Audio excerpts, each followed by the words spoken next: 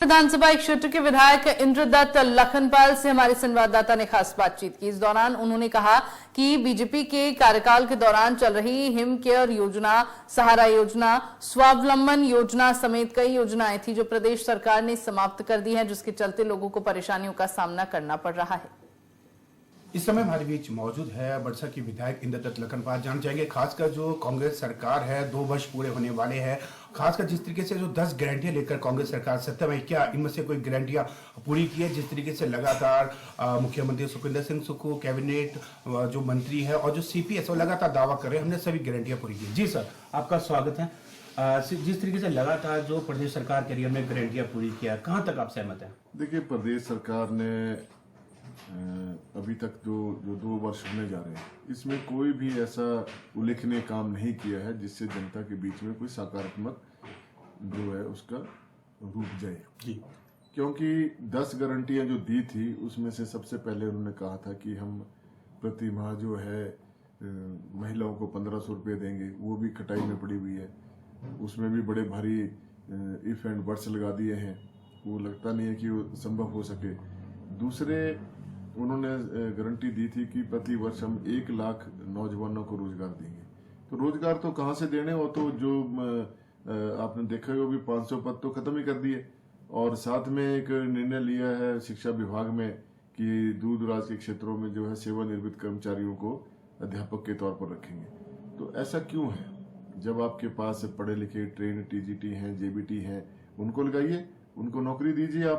आप तो अपने ही कथनी से पीछे हट रहे हैं। और कोई भी इनका जो जिस प्रकार से सरकार कह रही है कि हमने गारंटियां पूरी कर दी है, वो धरातल श्वेत पत्र जारी करें कि हमने इतनी नौकरियां दी, ये हमने गारंटियां पूरी की। आपने मुख्यमंत्री स्वावलंबन योजना बंद कर दी, उससे लोगों को राहत मिलनी थी। बेरोजगार बच्चों को अपना रोजगार चलाने के लिए पैसा मिलना था, वो आपने बंद कर दी, उसका कोई अता पता नहीं है। आपका ग्रीन रेवोल्यूशन का क्या हुआ? आपके पास बसेज नहीं है। आज 2 साल हो गए एचआरटीसी के पास बसेज नहीं है।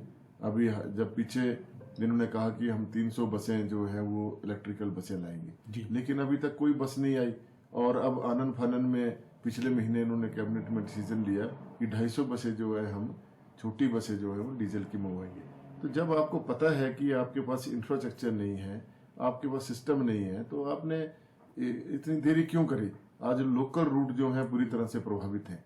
और मेरे अपने बड़सर विधानसभा क्षेत्र के बहुत सारे रूट जो है प्रभावित हो गए हैं और आम जनता को बहुत परेशानी है। एक तो संडे वाले दिन कोई परिवहन विभाग की बस चलती नहीं है, और संडे को जो लोगों ने अपने रिश्तेदारी में, अपने विवाह शादियों में या जीने मरने में जाना होता है, उनको बड़ी दिक्कत हो रही है और लोग बहुत परेशान हो रहे हैं। और जो इन्होंने डाइवर्शन की है बसेज की, हमीरपुर से सीधे बिलासपुर से और उधर से कीर्तपुर से होके, उसका सब सीधा जो असर है वो बड़सर विधानसभा क्षेत्र को, कुटलैहड़ विधानसभा क्षेत्र को बहुत ज्यादा पड़ा है। और जो लोग जिन्होंने कारोबार खोले थे, किसी ने चाय का ढाबा खोला था, किसी ने और कारोबार खोले थे, वो सारे के सारे ठप पड़ गए। तो मैं ये कहना चाहता हूँ कि सरकार कोई भी निर्णय लेने से पहले ज्यूलिजिकली देखे कि लोगों को कहीं प्रभाव तो नहीं पड़ रहा है। लेकिन सरकार मुखदर्शक बनी हुई है, प्लानिंग का कोई पता नहीं है क्या करना है। हर तरह से सरकार बुरी तरह से घिरी हुई है। इन्होंने सहारा योजना बंद कर दी, जहां गरीब व्यक्ति जयराम सरकार जी ने के समय में, आदरणीय जयराम जी ने वो एक महत्वपूर्ण योजना शुरू की थी, उसको बंद करके रख दिया। आज गांव में जाइए आप, जो लोग बिस्तर पे पड़े हुए हैं उनके पास कोई सहारा नहीं है, उनको दवाई के लिए खर्चा मिल जाता था, वो सब बंद हो गया।